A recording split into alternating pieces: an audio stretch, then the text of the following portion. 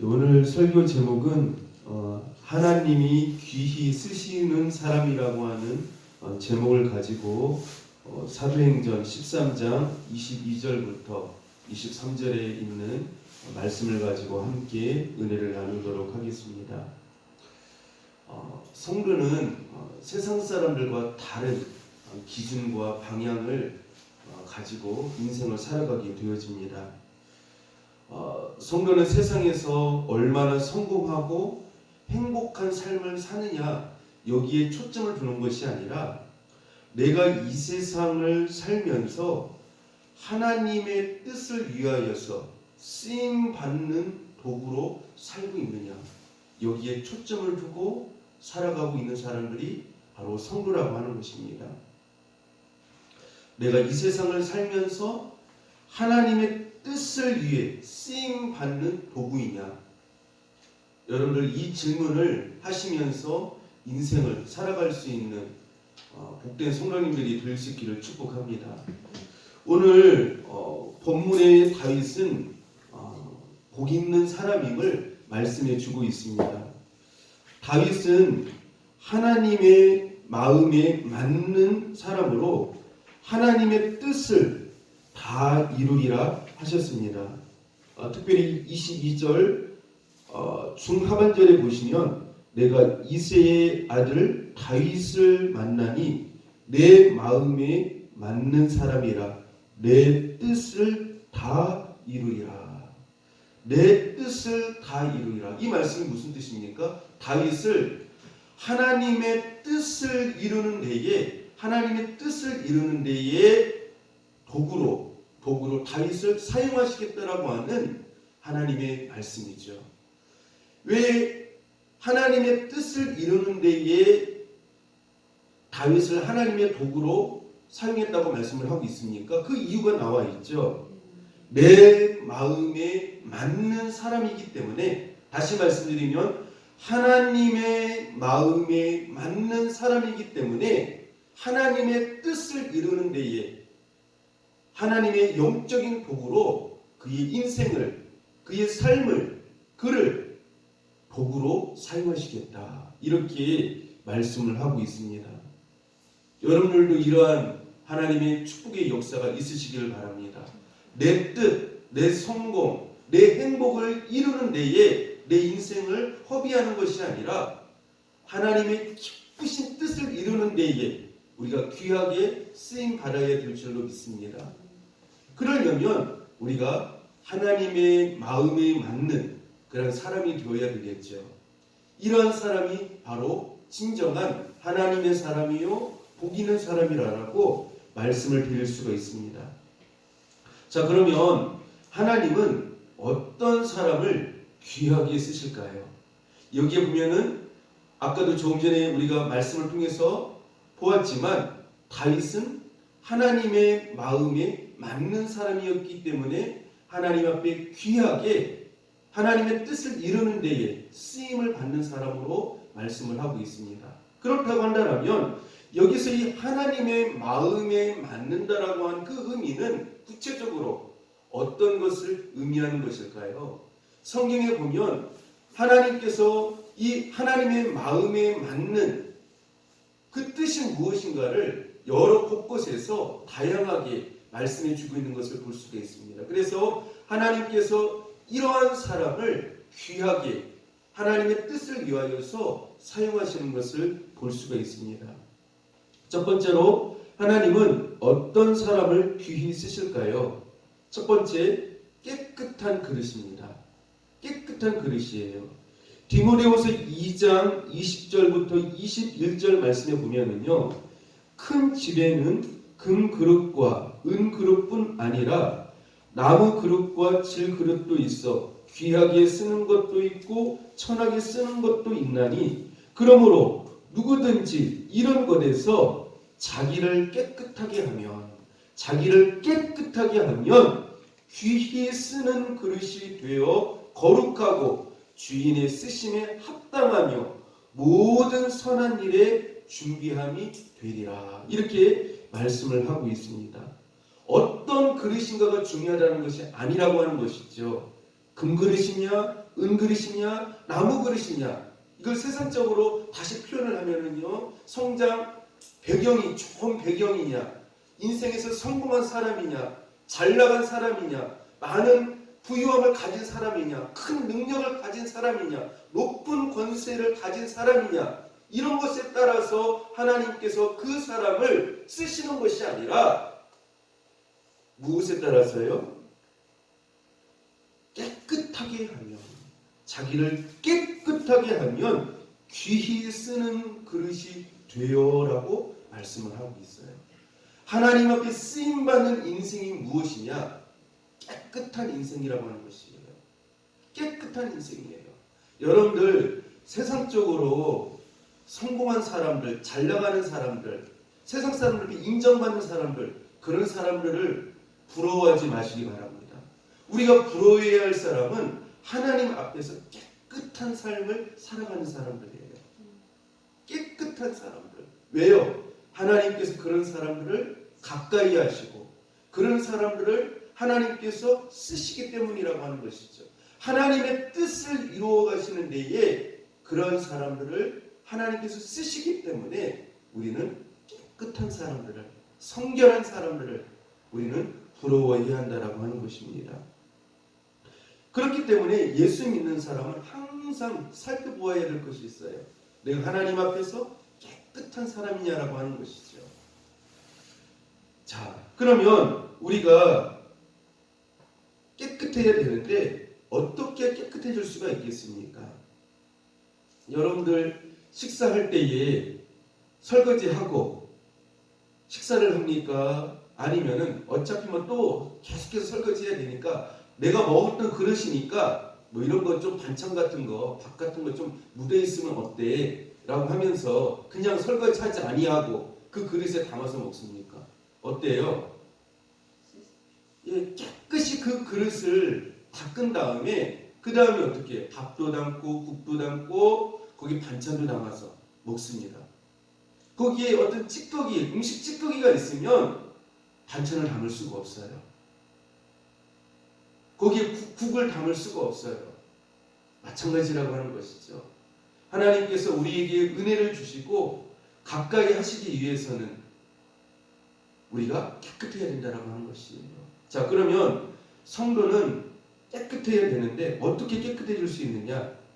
먼저 우리에게 어떤 역사가 있어야 됩니까? 우리는 본질적으로 부정한 자 같아서 다 뭐예요? 더러운 자들이에요. 왜요? 죄로 오염된 자들이기 때문에 그렇습니다.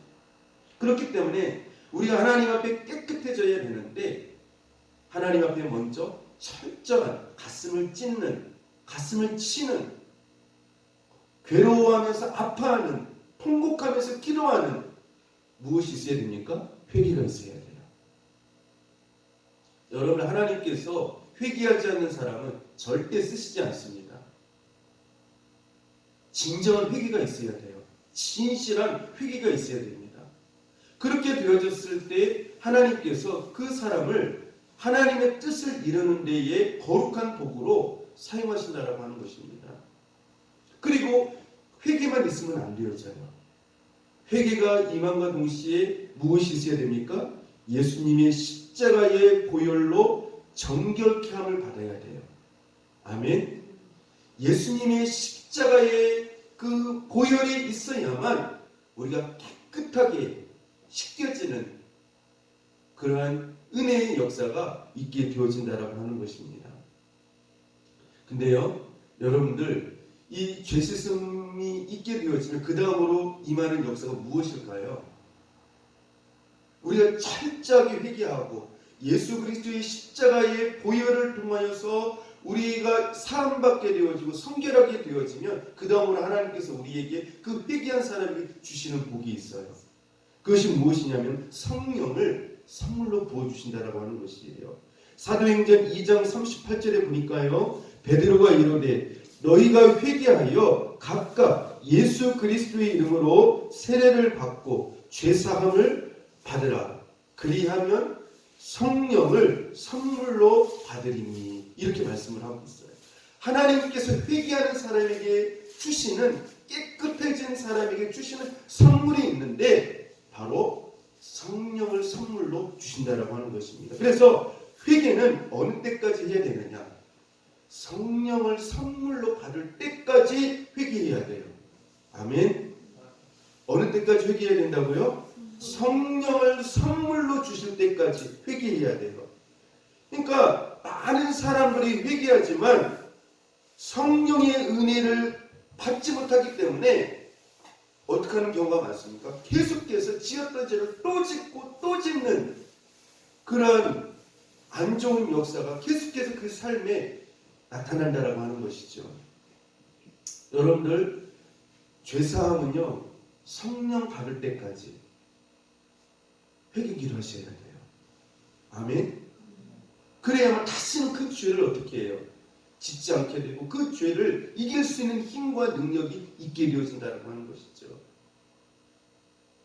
회개에서도 많은 사람들이 성령의 은혜를 받지 못하면 계속해서 죄를 짓게 되어집니다. 그뿐만이 아니에요. 기쁨과 평안이 없습니다. 그러나 우리가 회개함으로 죄 씻음을 받고 성령의 은혜를 받게 되어지면 거룩해집니다. 감사와 기쁨이 넘치고 행복한 성도가 됩니다. 그리고 성령의 은혜를 받게 되어지면 하나님의 은혜를 보답하고 싶은 마음이 생기며 삶의 변화가 나타나게 되어진다라고 하는 것입니다. 말과 행동, 생각, 가치관, 목적이 달라지고 사람이 완전히 달라지게 되어진다라고 하는 것입니다. 그리고 경건의 능력이 나타나게 되어집니다. 세상과 마귀, 환난과 시험을 이기고 하나님의 동역자가 되어지는 것입니다. 그래서 회개는 언제까지 해야 된다라고요? 성령이 임할 때까지, 성령의 은혜가 임할 때까지 회개해야 하셔야 돼요. 그래서 여러분들 변화되는 진정한 능력의 삶이 되셔서 하나님 앞에 쓰임 받는 저 여러분 될 수 있기를 축복합니다. 두 번째로 하나님이 귀하게 쓰시는 사람은 따라서 합시다. 순종의 사람입니다. 어떤 사람이라고요? 순종의 사람입니다. 오늘날 성도들을 보면은요, 교회는 다니지만 삶의 영역에서 불순종하는 성도들이 얼마나 많은지 몰라요. 예배도 드려요.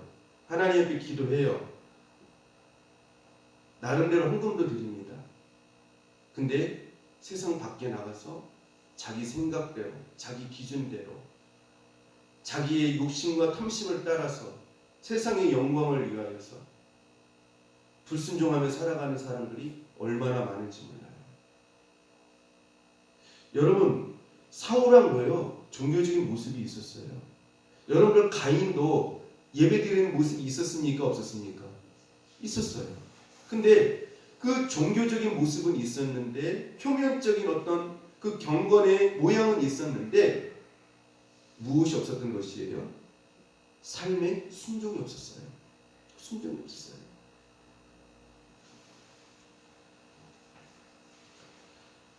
불순종하며 산다라고 하는 것은 하나님과 역행하면서 사는 사람이라고 할 수 있습니다. 믿음 생활은요, 진정한 믿음 생활은 언제부터 시작되어질까요? 진정한 믿음 생활은 언제부터 시작되어지는 것일까요?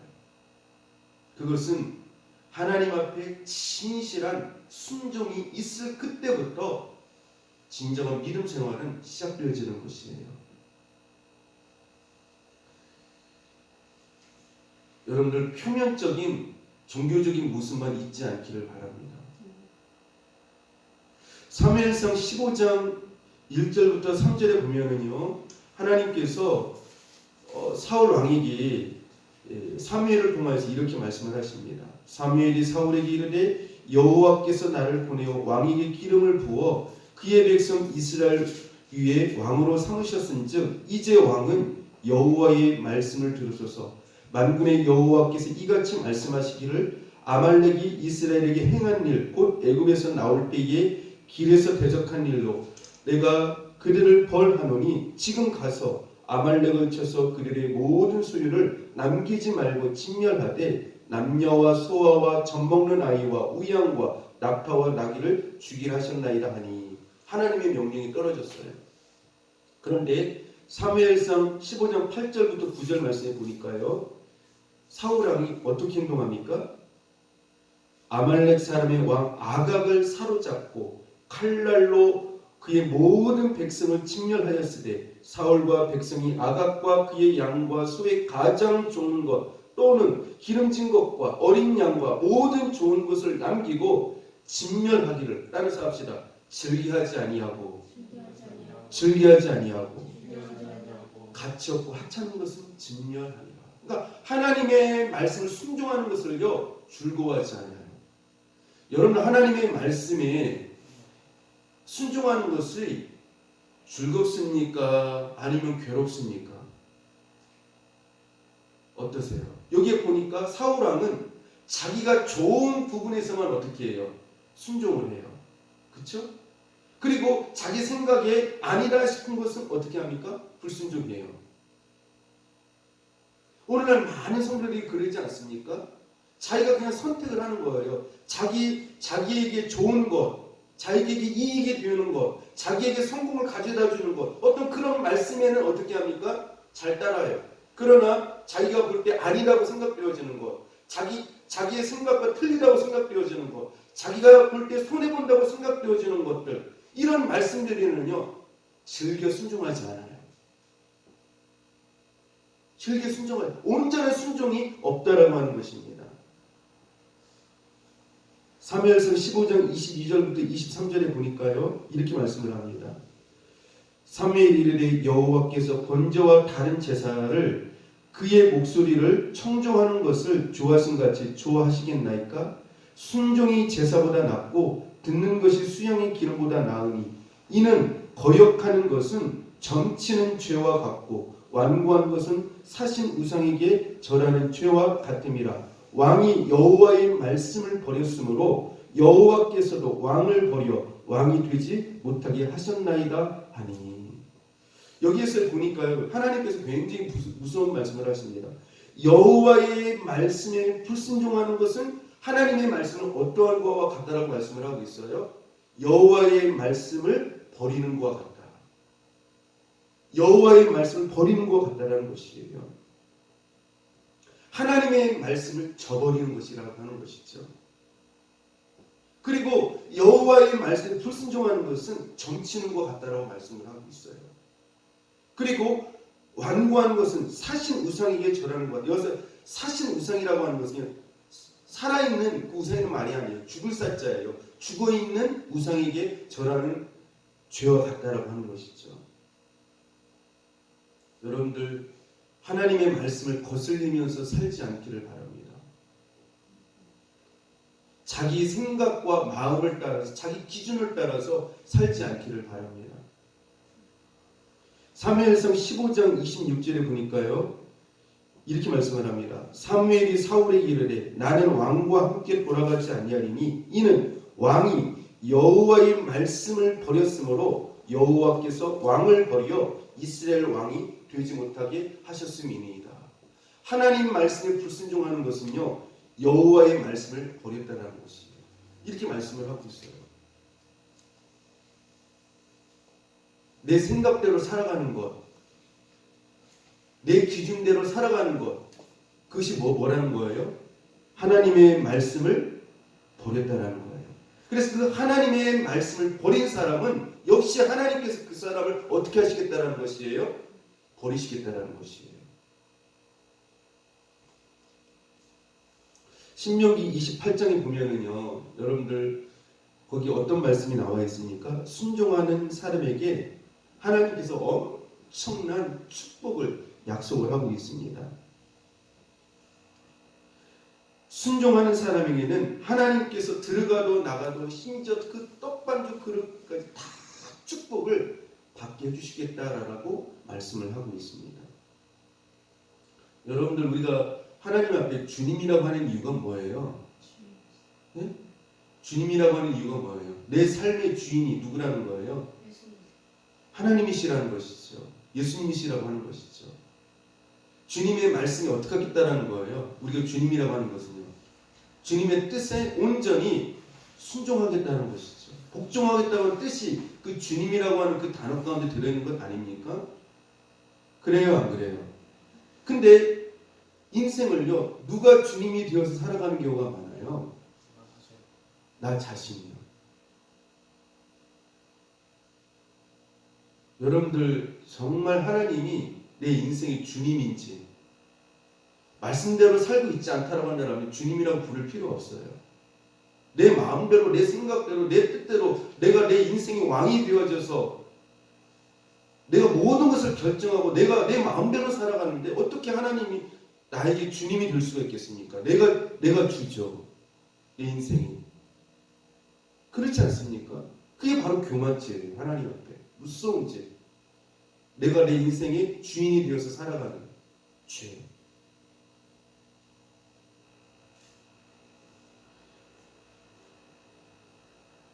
사울왕은 종교적인 표면적인 모습만 있었어요.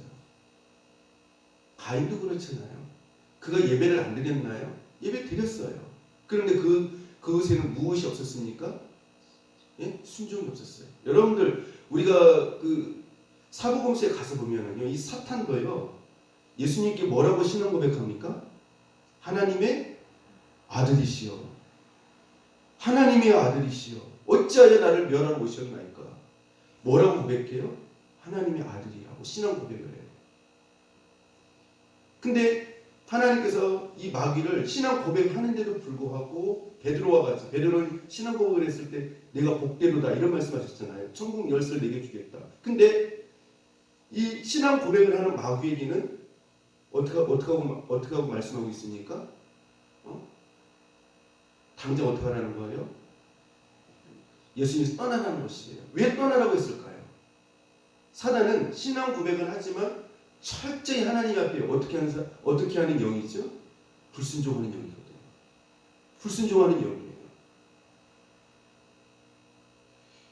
여러분들 신앙생활은 예배 드리는 거 굉장히 중요해요. 중요한데 그 예배와 더불어서 철저하게 하나님 앞에 순종할 수 있기를 바랍니다. 우리 안에 순종하는 척하면서 순종하지 않는 것이 너무나도 많아요. 여러분 안에서 깊은 내면에 끝까지 하나님 앞에 도전하면서 반항하면서 순종하지 않는 그 영역이 있을 것이에요. 깊은 뿌리가 있을 거예요. 불순종이 깊은 뿌리가 있을 것입니다. 그 뿌리를 뽑아내시기 바랍니다. 그 뿌리를 뽑아내지 아니하면요, 언젠가는요, 그 불순종의 그 뿌리가 나를 죽이게 만들 거예요. 나를 멸망하게 결국 만들 것이라고 하는 것입니다. 그 불순종의 뿌리를 철저하게 여러분을 뽑으시는 축복의 역사가 있기를 바랍니다. 하나님 앞에 온전히 죽어지기를 위해서 늘 기도하십시오. 그래야 하나님 우리를 살리시고 치우십니다. 내 생각, 내 주장, 내 권리를 다 주님을 위해 포기하고 내려놓으면 구하는 것은 물론 생각만 해도 하나님께서 다 이루시는 축복의 역사가 있게 될 것입니다. 따라서 합시다. 하나님은 순종하는 자를 귀하게 쓰십니다. 꼭 명심하십시오. 우리는 순종하는 자 같으나 순종 안 하는 영역도 얼마나 많은지 몰라요. 영적인 사울왕과 같은 그런 모습이 너무나도 많습니다. 여러분들 사울왕 이게 보면서요, 이건 사울왕이지 그 단순히 사울왕으로 보시면 안 돼요. 이 사울왕의 모습이 영적으로 나일 수도 있어요. 이 사울왕과 같은 이 어둠의 영이 내 안에 들어와서 똑같이 어떻게 합니까? 변명하고 합리화하고, 그렇죠? 그러면서 어떻게 내가 좋은 것만 순종하고, 그렇지 않은 것은 어떻게 합니까? 즐겨 순종하지 않냐. 사울왕과 같은 영적인 모습이 있지는 아니한지 살펴볼 수 있기를 바랍니다. 주님 말씀하시면 아브라함에게 독자 이삭을 번제로 드리라고 했을 때 순종한 것과 같이 순종하면 하나님이 축복하시고 귀하게 쓰신다라고 하는 사실을 믿으시기를 바랍니다. 세 번째로 하나님이 귀하게 쓰시는 사람은 따라서 합시다. 하나님을 위한 소원과 꿈을 가진 사람들입니다. 하나님이 귀하게 쓰시는 세 번째 사람은요, 하나님을 위한 소원과 꿈을 가진 사람들이에요. 여러분들 사람들은 누구나 다 꿈과 소원이 있어요. 근데 안타깝게도 다 누구를 위한 꿈입니까? 다 누구를 위한 소원입니까? 다 자신을 위한 소원이고 다 자신을 위한 꿈이에요. 참 안타까워요. 그러나 하나님이 귀히 쓰시는 사람은 그렇지 않습니다. 다윗은 하나님을 위한 꿈과 소원이 있었습니다. 그것이 무엇일까요? 하나님을 위한 꿈과 소원이 있었어요. 그것이 무엇이었습니까? 하나님을 위한 성전 건축하는 꿈을 가지고 있었습니다. 나는 이렇게 좀 백향목 궁궐 안에 이렇게 거하는데 하나님의 저는 천막으로 이렇게 바깥에 이렇게 초라하게 있는 그 모습을 보면서 하나님의 성전을 건축할 하나님을 위한 꿈을 가지고 있었습니다. 그런데 그 꿈을 하나님께서 어떻게 하셨습니까? 막으셨죠. 왜요? 피를 너무 많이 흘렸기 때문에 성전을 짓는 그 다윗의 꿈은 이루어지지 못했습니다. 그래서 그 아들 때에 가서 성전을 짓게 되어지죠. 그런데 그럼에도 불구하고요, 다윗은요, 하나님 앞에 너무 감사해서 비록 자기는 성전을 짓지 못하고 아들 솔로몬에 의하여서 성전이 지어지지만 다윗이 준비한 것이 있었어요. 무엇이었을까요? 그 성전 안에 들어가는 그 어마어마한 많은 재료들을요, 어마어마한 그 돈들을요, 솔로몬의 성전을 짓는데 조금 더 어려움을 당하지 않고 그 재료들을 어떻게 했습니까? 다 준비를 해요. 역대상에 보면은요, 솔로몬이 미약해서 성전을 짓는데 어려움을 당할까봐 다윗이 죽기 전에 그 성전에 필요한 그 모든 그 어마어마한 그 물질들을 다 준비를 해줘요. 그래서 성전을 아름답게 짓게 하는 것을 볼 수가 있습니다. 그리고 그 설계도를 누가 알려주셨습니까? 하나님께서 그 설계도를 하늘에 있는 그 성전의 설계도를 보여주셨어요. 그리고 하나님께서 이 하나님을 위한 그 비전을 가진 꿈을 가진 소원을 가진 이 다윗에게 얼마나 축복을 많이 해줬는지 몰라요. 하나님께서 여러분들 그 다윗이 가졌던 그 금은보화 돈 물질들이요, 여태까지 전 세계에서요 다윗만치 큰 부자가 없다라고 합니다. 여러분들 요즘 보면 세계에서 제일 큰 부자 말하잖아요. 근데 다윗하고 비교가 안 됩니다. 다윗 솔로몬은요 어마어마한 그 물질의 축복을 받았던 그러한 왕이었다라고 하는 것이죠. 그뿐만이 아니죠. 영적으로도 얼마나 큰 축복을 받았습니까? 영적으로도요. 하나님께 인정받고요. 그리고 그 후에 예수 그리스도까지 후손으로 주시는 어마어마한 축복을 받았다라고 하는 것이죠. 하나님을 위한 소원과 꿈이 있을 때 하나님의 마음을 감동시키는 것입니다. 여러분들 자기의 소원도 물론 필요해요. 그러나 여러분의 소원이, 여러분의 꿈이 하나님의 소원과 하나님의 꿈에 맞추어지는 축복의 역사가 있기를 바랍니다. 그것을 뭐라고 말을 합니까? 요즘요? 비전이라고 말을 하죠. 하나님의 꿈, 하나님의 소원. 그래서 이 하나님을 감동시켰던 사람이 누굽니까? 다윗이었어요. 다윗이었어요. 우리 빌립보서 2장 13절 한번 찾아봅시다. 여기에 중요한 말씀이 있습니다. 빌립보서 2장 13절이에요. 하나님께서는 하나님의 사람들에게 어떻게 일을 하시는지를 말씀해 주고 있어요. 귀하게 쓰는, 하나님께서 귀하게 쓰는 사람들을 어떻게 쓰시는지를 말씀해 주고 있어요. 같이 한번 읽어봅시다. 자, 시작. 너희 안에서 행하시는 이는 하나님이시니 자기의 기쁘신 뜻을 위하여 너희에게 무엇을 두고요? 소원을 두고 행하게 하시나니. 아멘. 하나님의 소원이 여러분의 소원이 되시기를 축복합니다. 하나님께서 일을 하실 때요, 하나님의 자기 기쁘신 뜻을 우리의 무엇으로 주신다는 거예요? 우리의 소원으로 주신다는 거예요. 아멘. 아멘. 네. 하나님의 소원이 여러분의 소원이 되시게 될 줄로 믿습니다. 그런 사람은 하나님의 뜻을 위하여서 하나님의 귀한 그릇으로 사용하게 되어진다고 하는 것이죠. 네 번째로요, 하나님이 귀하게 쓰시는 사람은, 따라서 합시다. 주님과 복음을 위해 살겠다는 사람입니다. 예. 하나님이 귀하게 쓰시는 사람 네 번째로요, 주님과 복음을 위해 살겠다는 사람이에요. 로마서 14장 8절에 보면은요, 사도 바울이 이런 고백을 하지 않습니까? 우리가 살아도 주를 위하여 살고 죽어도 주를 위하여 죽나니 그러므로 사나 죽으나 우리가 주의 것이로다. 사도 바울이 사는 목적은요, 이 세상의 성공이 아니에요. 자기의 행복이 아니에요. 살아도 누구를 위해서요? 주를 위하여서. 죽어도 누구를 위해서요? 주님을 위해서.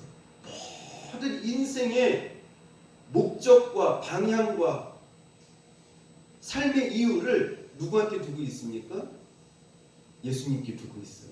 하나님께 두고 있다는 것이죠. 이런 사람을 하나님께서 어떻게 하십니까? 귀한 그릇으로 사용하신다라고 하는 것이죠. 또 고린도전서 10장 31절에도 보면은요, 이렇게 말씀을 합니다. 그런즉 너희가 먹든지 마시든지 무엇을 하든지 다 하나님의 영광을 위하여 하라. 모든 초점이요, 하나님께 영광이에요. 어떻게 해서든지 무엇을 하든지 하나님의 영광을 드러내기를 원하는 그 사람을 하나님이 어떻게 하신다는 거예요? 이 시대의 귀한 그릇으로, 도구로 사용하신다라고 하는 것을 말씀해 주고 있습니다. 저는 고등부 때부터 예수님을 인격적으로 만나고 은혜 받자 하나만 생각을 했습니다. 주님을 위해서 사는 것 말고는 진정한 가치가 없다라고 생각을 하였습니다. 주님을 위하여서 사는 것 말고는 진정한 가치가 없다라고 하는 것을 깨닫게 되어졌죠. 여기에 이렇게 좀 뜻을 두고 좀 지나치게 살다 보니까 주변의 식구들이 좀 여러 가지 말들을 또 이렇게 말들을 했고, 또한 고생을 많이 할 수밖에 없었습니다. 그래서 자식을 낳아도 주님을 위해서 살아야지 하고 생각해서 임신했을 때부터 기도수철 만들어 놓고 기도를 했고, 그렇게 하다 보니까 늘 하나님의 선하신 길로 인도하심을 볼 수가 있었습니다. 다섯 번째로요, 하나님이 귀하게 쓰시는 사람은 믿음의 사람입니다. 따라서 합시다. 하나님이 귀하게 쓰시는 사람은 믿음의 사람입니다. 히브리서 11장 6절에 보면은요, 믿음이 없이는 기쁘시게 못하나니라고 이렇게 말씀을 하고 있습니다. 사실 많은 사람들이요, 교회를 다니지만은요, 정말 진정한 진실한 믿음을 가진 사람은 매우 적다라고 하는 것을 알게 되어집니다. 여러분들, 하나님을 진짜 믿는 사람이 하나님을 떠나서 살 수 있을까요? 자기 중심적으로 살 수 있을까요?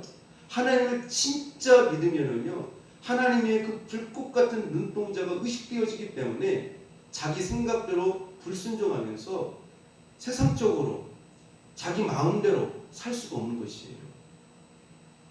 진짜 믿는 믿음을 가진 사람은 반드시 무엇이 나타나게 되어 있습니까? 하나님을 경외함으로 믿음의 열매가 반드시 나타나게 되어져 있어요. 그런데 그렇게 하나님을 진실로 믿지 않기 때문에, 하나님이 믿어지지 않기 때문에, 진정한 믿음이 없기 때문에 내 마음대로, 내 생각대로, 내 뜻대로 불순종하면서 얼마나 많이 살아가는지 몰라요. 여러분들 한번 여러분의 마음속에 깊은 곳을 한번 말씀의 눈으로 한번 살펴보시기 바랍니다. 나는 진짜 믿음을 가지고 있는 자인가? 진실한 믿음을 가지고 있는 자인가? 진실한 믿음을 가진 자는 생각부터가 틀려져요. 그것이 그리고 반드시 믿음의 열매로 나타나게 되어진다는 것이죠.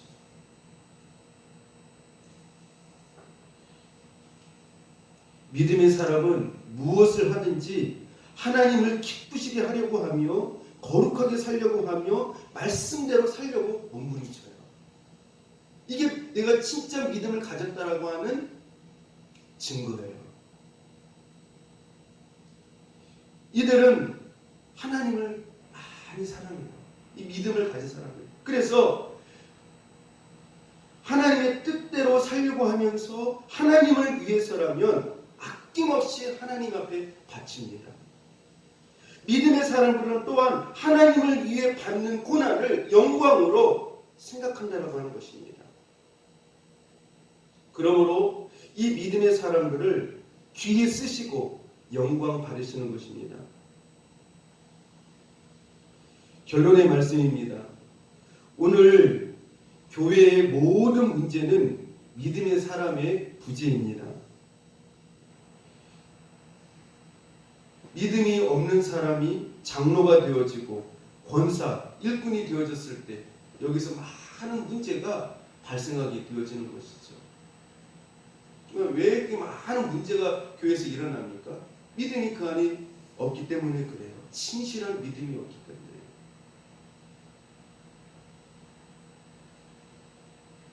믿음이 없는 사람은 자신의 집은 대궐 같아도 교회는 초라하기 그지없습니다.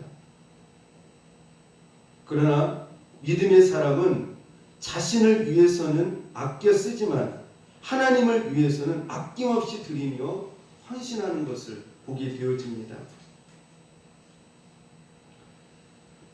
참 불행한 사람이 있어요.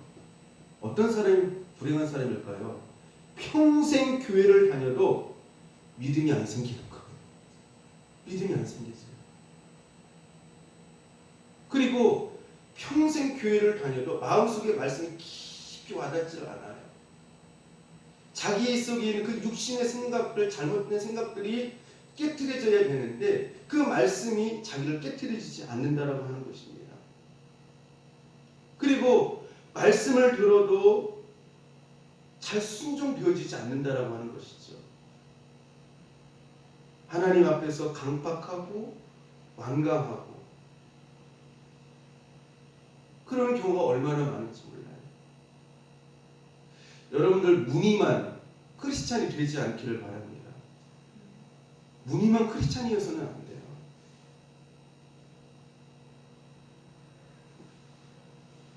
그리고 여러분들 복음의 홍수시대 아닙니까? 근데 얼마나 많은 사람들이 복음의 영양실조로, 말씀의 영양실조로 죽어가는 사람들이 얼마나 많은지 몰라요. 또 한 가지는 사도 바울은 그랬잖아요. 아까도 우리가 들었지만 살아도 주를 위하여, 죽어도 주를 위하여. 먹든지 마시든지 하나님의 영광을 위해 산다고 말하고 있지 않습니까? 근데 어떤 사람을 보면 하나님을 믿음에도 불구하고 평생 자신만을 위하여 살다가 죽은 사람들도 얼마나 많은지 몰라요. 또 한 가지요. 회개하지 않고 죽는 사람도 굉장히 불행한 사람이라고 하는 사실을 우리가 알아야 됩니다. 이런 사람들은 구원받았다는 증거가 없습니다. 성령의 증거 중 중요한 것이 회개입니다. 여러분들 이 자리에 오늘 하나님 앞에 나오셨는데 이 세상에서 아무리 잘 된다 할지라도요 잠깐이에요. 성공한다 할지라도요 잠깐이에요. 다 지나가는 것들이에요. 그렇죠? 여러분들 지금 이제 어떻습니까? 거의 이제 50대 이제 넘으셨는데 벌써 어떻게 됐습니까?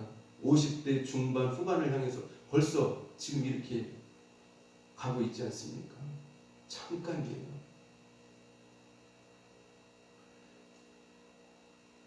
하나님의 선하신 뜻을 위하여서 하나님 앞에 쓰임받는 하나님의 뜻을 이루는 귀한 영적인 도구들이 될 수 있기를 축복합니다. 여러분들 제가 사도행전을 이렇게 보니까요 사도 바울이 이렇게 부름을 받기 전에 이제 회개를 하지 않습니까? 다메섹 교회에서 회개하고 있었을 주님을 만나고 이제 돌아와서 회개하고 있었을 때 예수님께서 아나니아에게 나타나셔서 사도 바울에 대해서 언급하지 않습니까? 그는 나를 위하여 세계의 열방을 위하여서 내가 귀히 쓸 나의 택한 그릇이다, 도구다 이렇게 말씀을 하고 있는 것을 볼 수 있지 않습니까?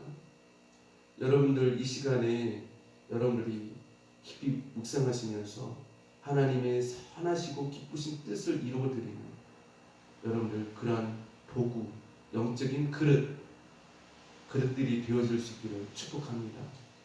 그래서 그것이 되어질 때에 여러분들이 정말 복받은 사람들이고 인생이 성공한 사람들이라고 하는 사실을 잊지 마시고 하나님 앞에 쓰임받기를 축복을 합니다.